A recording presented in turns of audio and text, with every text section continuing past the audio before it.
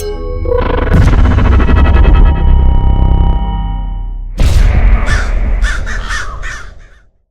guys, it's Sarah Birdsong here, and I'm here to talk to you a little bit about Humira, which is a medication that I take for my Crohn's disease. So when I first was prescribed this medication, or even when I was considering it, I was looking for resources online about what I was getting myself into. I was looking for people who are injecting it, and I just couldn't really find a lot of resources out there. There is one video out there where it's like the official video, where it's just the lady kind of standing very clinically in front of you, and she has this little pad that's supposed to be your thigh or your belly, and she injects it right into it. But I didn't think, when I was looking at that, it was very helpful. So I wanted to make the kind of video that I was looking for when I needed it. So, as you probably know already going into this, Humira is an immunosuppressive, and that's because the diseases that it treats are immune system diseases. So things like Crohn's and rheumatoid arthritis, and another one that I cannot pronounce.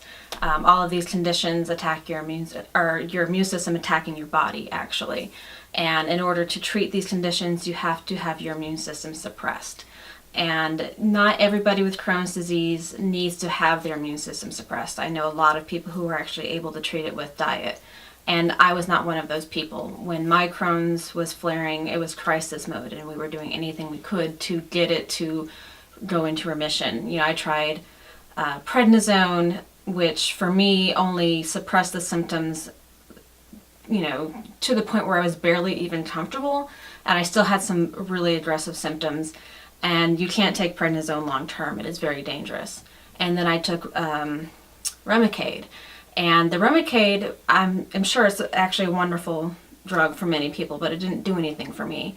I actually, about week 4 into week 8, because you take it every 8 weeks, it was already flushed out of my system. So it wasn't doing what it was supposed to be doing. And I could have upped my dosage and gone to every 4 weeks, but for me, I didn't want to do that. I wanted something that was more convenient, because for Remicade, you have to go every 8 to 4 or 4 to 8 weeks, depending on your dosage. You have to go and get an infusion. And at that point, I'd been in the hospital so many times that my veins were actually getting very difficult to find. And in fact, they're still sclerosed and scarred. So I decided to make the jump to Humira, and I actually wish that I had done it to begin with, because it is so much easier, so much less fuss than Remicade, and a month into taking it, I was actually in remission. Now, I don't want you to hear that and think to yourself, well, if I take it, I'm going to be in remission in a month, because my case was very unusual. And even though I was in remission within a month, I still had very aggressive, by that point, my intestines were atrophied because I wasn't able to eat. I was 87 pounds. I mean, I was in crisis mode. I had to have a PICC put in my arm, and I actually have some footage of me with my PICC preparing my TPN that I'm going to be posting at some point. And so, even though I was in remission, I was in very bad shape, and it took a while to get me into fighting shape again. But, that is why I'm on Humira now, and I honestly have to say that I love it. It really is a miracle drug for me, and I honestly wish that I had gotten on it sooner. So, when you get your Humira prescribed to you, you're going to get your loading dose, and that's 4 shots in each thigh. And even if Humira was not going to hurt ordinarily, it's going to hurt when you get your loading dosage. I'm sorry to say. I just want to be real with you guys. It hurt, and it might have had a lot to do with the fact that I was 87 pounds. Everything hurt, and the nurse that was teaching me how to inject myself didn't know how to inject Humira, so it was kind of an ordeal. But after that, I take it every other week, and it's not that bad. I think compared to the alternative and the shape that I was in, I don't care how much it hurts. I just want to be healthy again, and it does sting. I'm not going to lie to you. I don't want you to go into this with false expectations. There are some ways you can get around that, though. You can leave your Humira out the day of your injection, because if you inject it cold, it can burn a little bit. And even though you're going to take it out like the day of your injection, you do not want to leave your Humira unrefrigerated for more than 14 days. Now, I don't know why you would leave it unrefrigerated for that long, but you can't leave it out that long, otherwise it will go bad. And it's no longer safe to take. And then when I was actually starting to take this, I still am actually on blood thinners because I had 4 blood clots. 5 actually. I had 5 blood clots, and I bruised very aggressively. So in order to combat that, I use an Arnica Gel Cream that I just rub onto the area after I've injected it, which really helps with a lot of discomfort, and it gets rid of my bruising immediately.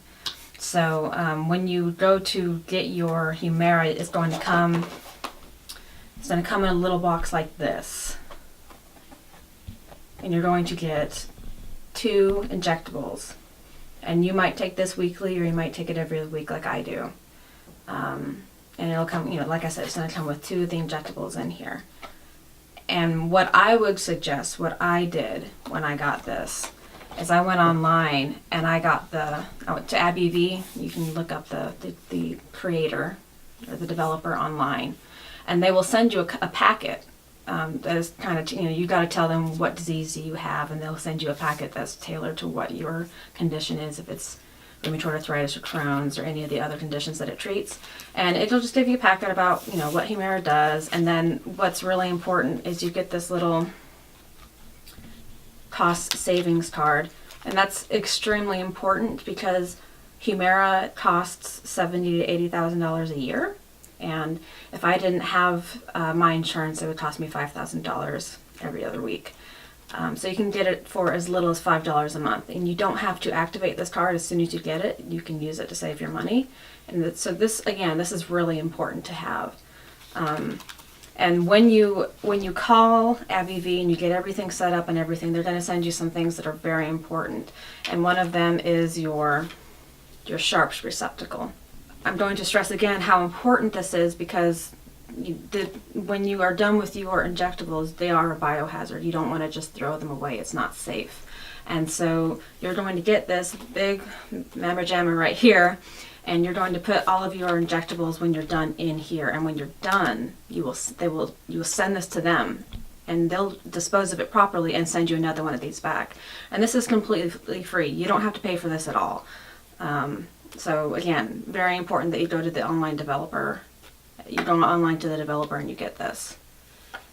And then along with that, you're going to get a travel case. And this comes with ice packs inside of it, so that if you have to take it somewhere and you can't refrigerate it, you can keep it cool so that it doesn't spoil.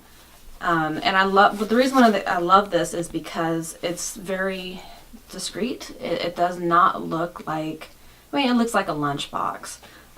So if you're somewhere where, you don't want to disclose your condition to people, you just want to keep things to yourself, this doesn't scream, unless somebody knows the colors of Humira, this does not scream medicine.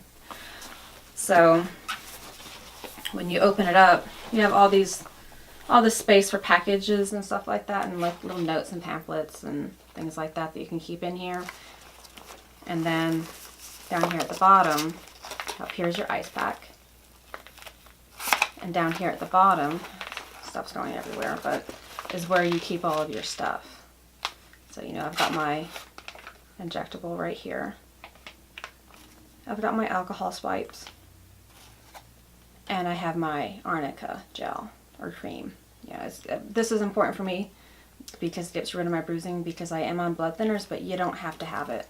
But the important takeaway here is that you can put stuff in here. You can carry whatever you need to carry in here with you, and it's very discreet. I think at this point I'm probably ready just to show you how I inject it. You can inject it into your thighs or into your belly, and I always do it into my thighs because it's just less painful for me there, and it's just easier for me to do it there. And when you do it in your thighs, you're going to alternate both thighs every other week. So last week I did it in my left thigh, so this week I'm going to do it in my right thigh. And I think we'll just go ahead and show you. Okay, so to start with, what you're going to want to do is you're going to want to take an alcohol swab, and you're going to want to wipe down the injection site.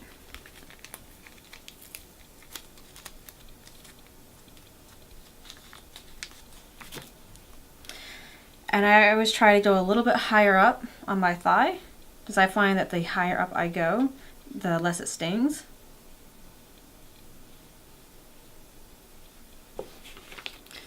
So we're going to take our Humira pen. And this is the injection form that I prefer. You can get it as a needle, or you can get it like this. But if I'm in a place where it's not very discreet, I like this a little bit better because it looks like an EpiPen as opposed to just a needle. So now you just take it out of its package.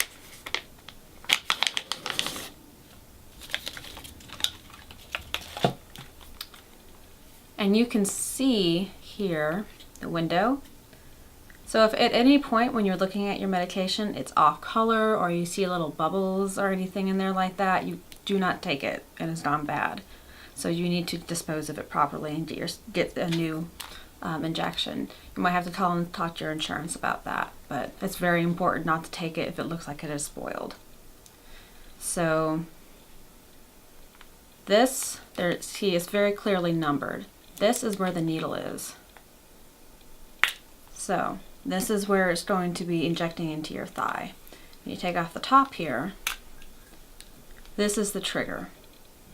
And when you inject it, you want to make sure that this fills up to yellow up at the top, and that's when you know you're good. So about 10 seconds.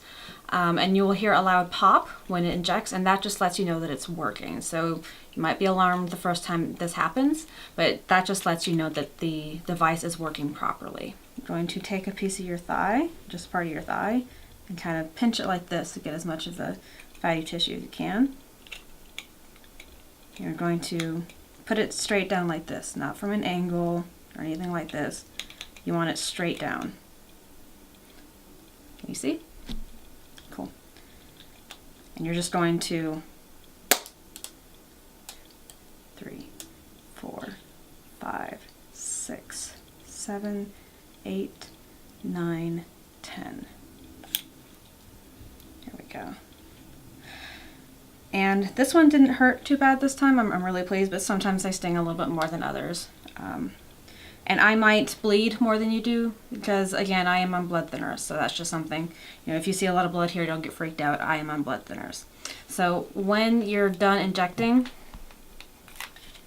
you just put these caps back on.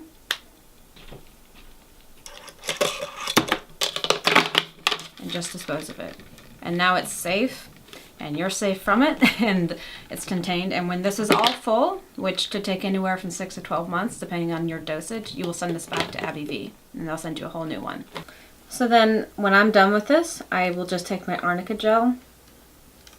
You can get this on Amazon for like $8. It's super cheap. Just gonna take a little bit. I'm just going to apply it to the area.